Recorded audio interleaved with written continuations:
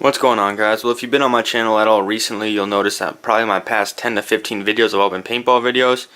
And just because it's something that I got back into. I was into it when I was younger, but I didn't really have the GoPro or the camera setup that I have now. So obviously I'm videotaping the games that we play now. And I also have a set group that I go with, and we all like to play equally as much. So we've been going pretty much every month. We went the last 2 months, and we're actually going in like 2 days. So I'll have some more videos up for you then, but pretty much it's going to be not really an unboxing because I don't have the actual box that they came in still here, but just like an unboxing video showing you what I got, because I did, as you can tell by looking at what I'm showing you right now, I did get an upgrade. The gun that I was using before was a Tippmann A5, which I guess you can't say stock, but you know what I mean, it wasn't anything too crazy. I put a double trigger on it, I put a flat line, I put a, what else did I put? I put the camouflage tape, I put a stock, and I put squishy paddles, and that's about it. I didn't do anything too crazy. What I mean by saying too crazy on an A5 is like the E-grip or the response trigger or anything like that. So I wanted to upgrade. Pretty much the main thing that I was looking for in the upgrade was air efficiency. I wanted to get something that would shoot a lot more out of one tank, and I think I found it. Now the one thing I do gotta say is I was kind of battling back and forth for about a week. As to if I wanted this, or which is I'll get into this in a second, but this gun or the Tippmann X7 Phenom, the electrical, and I decided to go with this. I guess I'll tell you a little bit of why a little bit later once I crack open the box, but for now let's get right to it. So the gun that I chose was the Empire Battle Tested TM15, and this is the limited edition model, so it comes with the Apex barrel. I did get it in camouflage, and that camouflage is called E-Tex. Unfortunately, the camouflage that I wanted was called Terrapat, but at the time that I bought this, which was right around Labor Day, I know I'm kind of late getting this video up, but which was around that time, this was on sale, and it was $130 cheaper than a Terrapat edition. So in my opinion, I mean, I couldn't vouch for the fact that I would be spending an extra $130 just for a different camo pattern. The same exact gun, just a different camo pattern. So I just said F it, and I got this one. But without further ado, let's crack it open and see what it comes with. Now, like I said, it is a limited edition, so it comes with the Apex barrel. The normal ones don't. So here's your Apex manual. You get your Empire BT manual. It's not colored, but it has everything you need to know. It tells you how to make all the adjustments as for the trigger, for the board, and everything like that. So you got that. And then after this first layer of foam, crack that open, and here it is. Here's your E-Tex camo pattern. I like it, but I don't like it. I think that they kind of, I don't know, they kind of mixed woodland and desert in my opinion, because it kind of got that sand color to it, but it also has like the greens in it for like a woodland. But it's cool, I guess. You know, I mean, it's not that big of a deal. So obviously you get your gun, and I will take this out of the box, and after I show you some of the other things that I got, I'll put everything on the gun, and I'll show you like a little walk around of the gun itself. But for now, I'm just gonna keep it in a box, and I'll just show you guys it. Besides the gun, over here you got your barrel sock or barrel condom. The cool thing about this is it came in like a lime green or an olive green, and I'm happy about that because the one that they show you in all the pictures on pretty much all the websites is orange or yellow. I think it's yellow. So I'm happy it didn't come with that one. I'm happy it came with that. I mean, it's kind of still like a camouflage look to it. Besides that, you get your parts kit. Now, the one thing that I did notice is watching a lot of unboxings of this video, watching a lot of unboxing videos of this gun. People said that you get a parts kit, but they didn't show you what was in it. So I guess I'll do that just to give you a heads up of what it comes with. So you get your battery. This isn't the battery it came with. The battery it came with is inside the gun already, but it is the same battery, I believe. So you get your Energizer battery. You get some bolts and some lugs over there.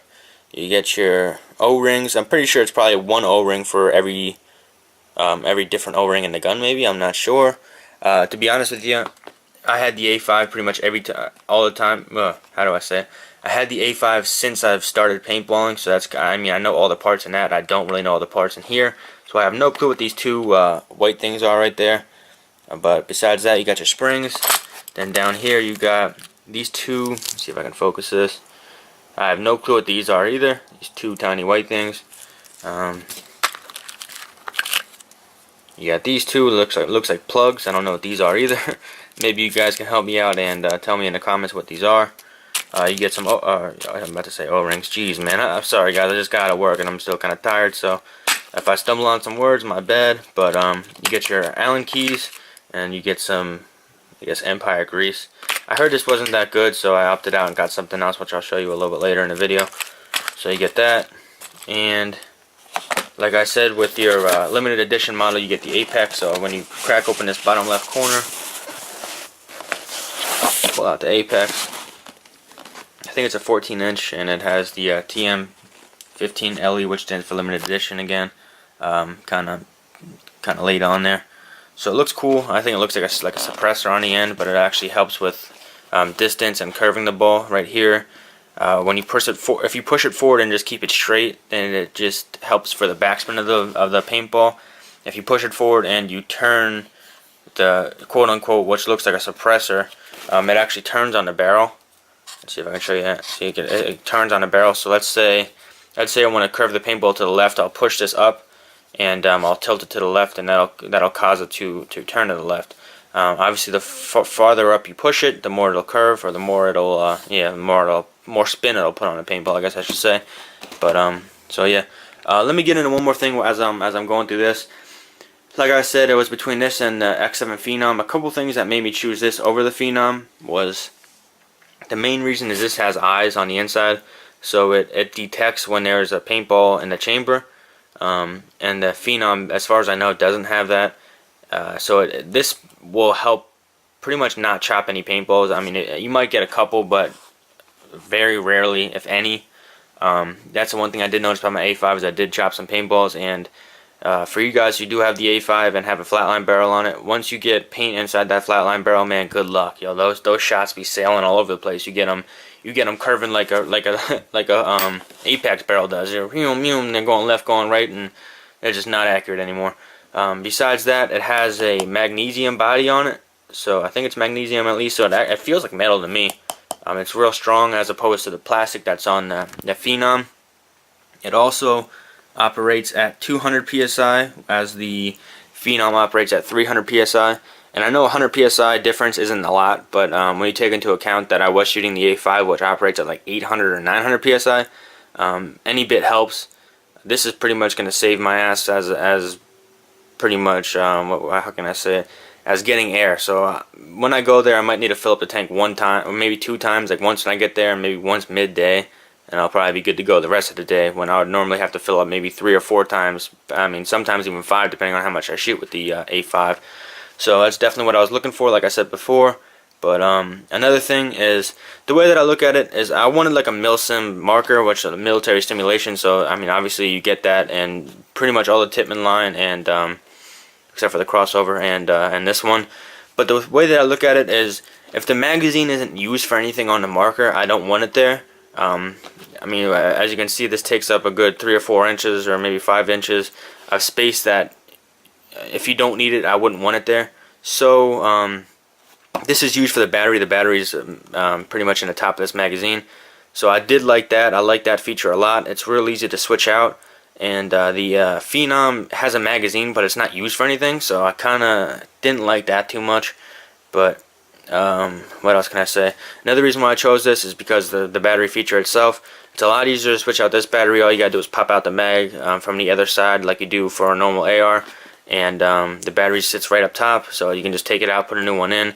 And this magazine also houses a spare battery, so you can have 2 batteries on the gun at all times, as opposed to the Phenom, where it's in the grip. So you gotta take out that back panel, you gotta unplug it, and then you gotta, plug a new one back in, then close the panel.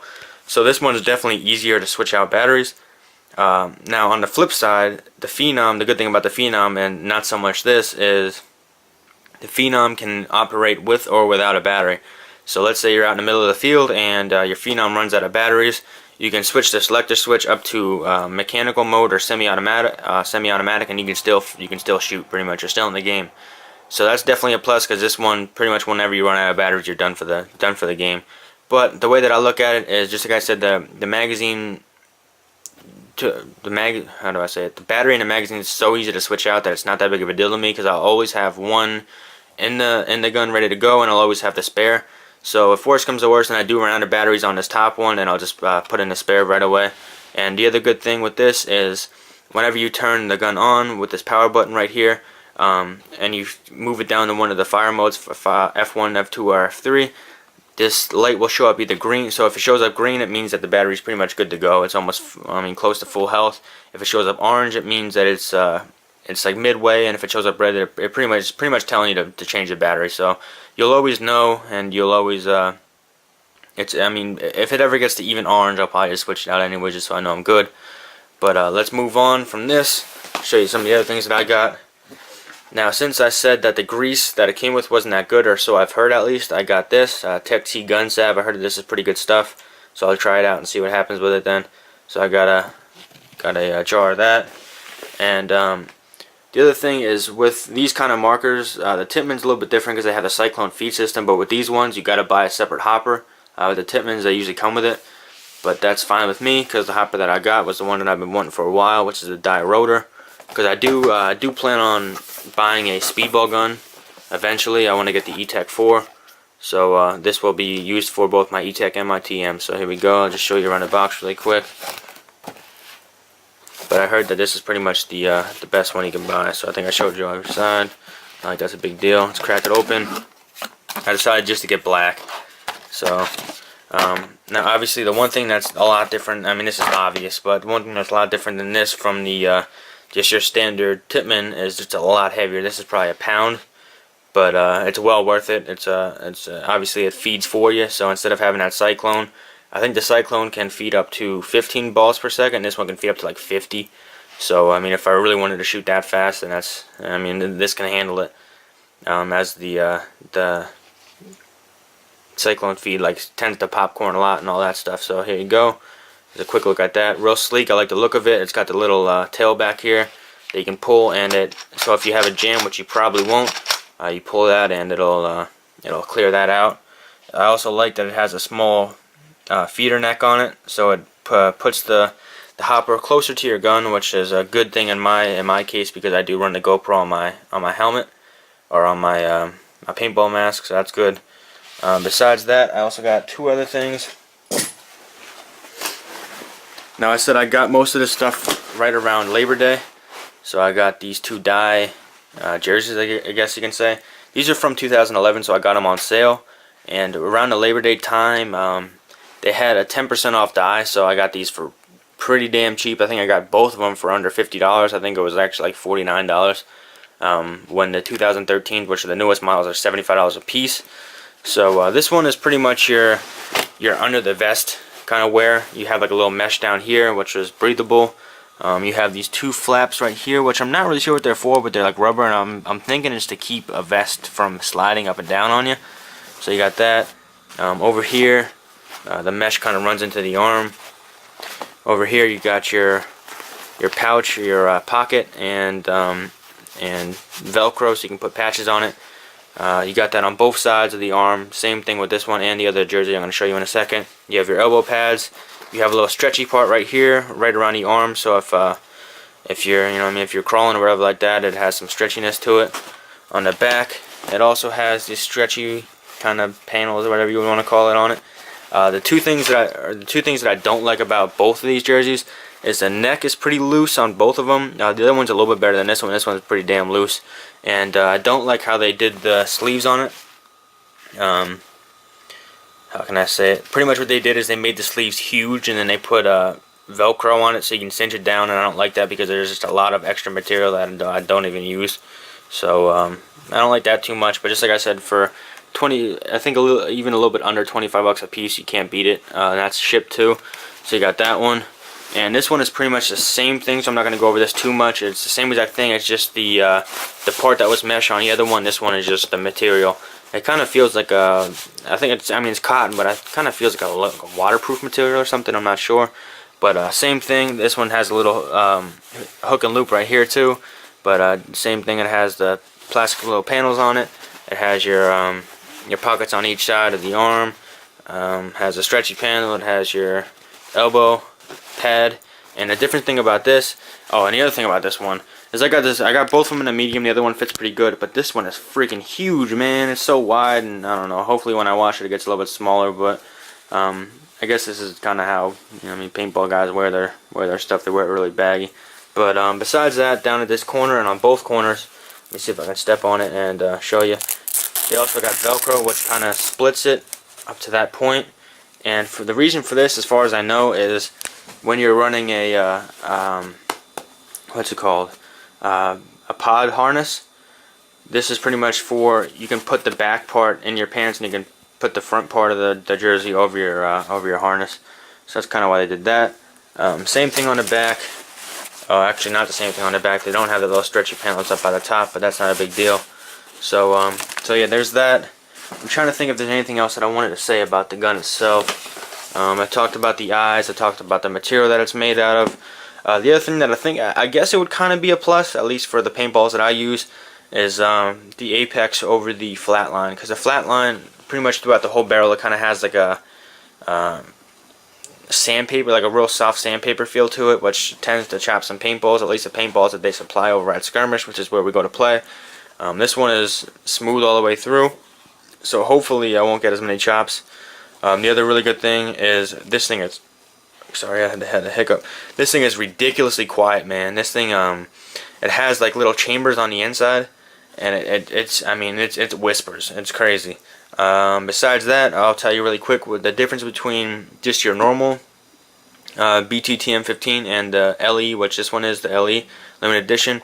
As far as I know, I'm not sure. I think they both come with these little sights, plastic sights, but I know that the LE is shortened. The pretty much the fore end on it right here is shortened to accept the I wanted to say flatline, the apex, and it comes with the fore end grip. So I don't think the other ones do. Besides that, they're pretty much the same, and this one comes with the apex, the other ones don't. They just come with a normal barrel. So I think I talked about mostly what I wanted to talk about. I kind of forget because this is already a 17-minute video, but let me cut this video off and I'll come right back to you guys with the hopper, and I wanted to show you something else that I did on the gun. So I'll be right back. Alright guys, so I'm back, and here it is with your hopper and your apex barrel on it. I think that the gun looks great. Which is one of the reasons why I swayed this way instead of the Phenom way. The Phenom has a lot more customizability, if that's even a word, that you can do to it, but this one looks badass just the way it comes, so I don't think I really need to do anything to it. The one thing that I did notice about the Apex is to tighten it, you turn it to the left, and to loosen it, you turn it to the right. So for instance, if you want the bolt to curve to the right, you're supposed to turn the tip to the right, but instead of turning the tip to the right, you should probably turn it to the left and turn it all the way around. So that way, like let's see if I can show you, for instance, if I'm turning this, see I got it on there pretty tight, but if you don't have it on there tight enough and you're turning it around to the right, you're actually loosening the threads, and you don't want to do that. So I think it's just better for, let's say you want to, instead of going like this and turning it, just turn it all the way around. It's a little bit more hassle, but it'll save you from having to tighten down the barrel itself while you're playing. Sights, in my opinion, pretty much useless. There's no adjustments to them, and plus I don't use sights anyways for paintball. But I guess they look cool, I guess you can say. I probably will end up taking them off eventually. Got your magazine release button on the other side, which I'll flip it around and show you. Your power button and your indicator light. The other thing that I did was the F1, the F2, and the F3 stock. They just come stamped out, and they kind of like blend in, so they're really hard to see. So I just took a marker, or not a marker, I took a crayon to them and kind of filled them in with the white and the reds. So I think it pops out a little bit more, and you can see what you're on. I will be running a remote line, so the tank's not going to be coming out of here. It'll be a remote line, and the tank's going to come into my vest. You got your hopper up top, which kind of sits off to the side. It's definitely a lot heavier than my A5 by a lot. But not a big deal in my the way that I look at it, because I'm used to training with real ARs, which is even a lot heavier than this. So not a big deal. You got a 6th position, I believe, collapsible stock. I'm probably going to rock it on just the first one. The other thing that I did, which I was going to talk about before, was I put just your normal keychain circle, I don't even know what you would call it, on here, on this little hole in the back. And this just lets me attach my single point sling. I like doing this a lot better, so when you're traveling from course to course, or after you get hit and killed, or just finishing the game, instead of walking off with the gun in your hands, you can just sling it around your shoulder with a single point sling. I usually just have this around my neck and around my shoulder, and I'll just unclip it whenever I'm playing, and whenever I'm playing I'll just clip it back on and I'll walk off like that. I like that a lot more. and it takes a lot of stress off your arms when you're walking from field to field. So try to make this somewhat quick. You got your forehand grip. It's a little bit tall in my opinion. I'm probably gonna get a smaller one. Let's flip this over. You got your BT, your limited edition TM15 stamp on there. This is your magazine release button. What else can I say over on this side? Nothing too much. The one thing that I don't like about this is the how you change your velocity. There's like a little thing right here that you gotta push back, and in there is like a little rotator where you stick an Allen wrench in there and you gotta rotate it up or down. I'm not too big of a fan of that, but I will be the judge when I have to do it for the first time in a couple days. So you click this button to pop the magazine out. See if I can do it. There you go. And as you can see, up here is where your battery goes. It shows you plus and minus. So the plus is going to be on this left side. Then, like I said before, you can crack open the. See if I can do this one-handed. Crack open the magazine, and there's your spare battery, or this battery that it actually comes with. So let's see. Where's the plus? The plus is this side, so your plus will go right there. And you can do it with it open or with it closed. Either way, the battery will slip in there. And there you go. That's pretty much how you do it. And then you just load it into the gun, and your battery's good to go. And just to show you, let me show you the elbow on here really quick. Kind of sits off to the side a little bit, but nothing too crazy. I'm hoping that the view from my GoPro will be good. I'm hoping that this isn't going to block it. I think we should be okay with that, but we'll see in a couple days when I start videotaping us playing. Just to show you when it turns on, you hold this down, it'll go from green to red, and that's when you're good to go. The eyes are on, so it's not going to let me shoot. It's not shooting anything. And now what you can do, as you can see, it's green, so the battery's pretty much brand new or fresh. Turn it off, it'll go from red to green. And if you want to turn the eyes off, you hold down a trigger, same thing. Oh, sorry, you had to do it on safety. Hold down a trigger, go from green to red, and this is when you can shoot. So you got your semi-auto, got your what is it, 3-round burst, so 1, 2, 3. I don't know why it's actually not shooting right now. It's supposed to be at least make a noise. Let me see if I'm doing it right. Alright, so trigger in.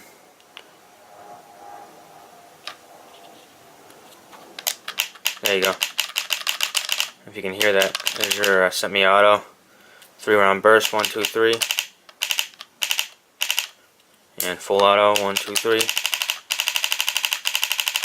So there's that. Pretty beast. Selector switch is real nice, and same thing to turn it off.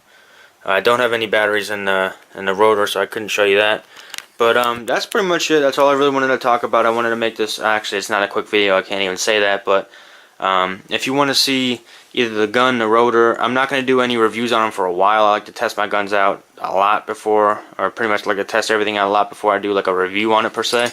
But if you want to see close-ups of anything, if you want to just ask in the comments about how things are doing, I'll let you know what I think about everything. But again, yeah, actually that's about it. That's all I'm going to say in this video. Hope you enjoyed, and I'll be making a couple more videos in, I think, 2 or 3 days. We're going on Saturday. Today is Thursday, so I probably won't have the videos up maybe till like Monday or Tuesday. But whenever I do, you guys hopefully can check them out, and hopefully you guys will like them. So signing off.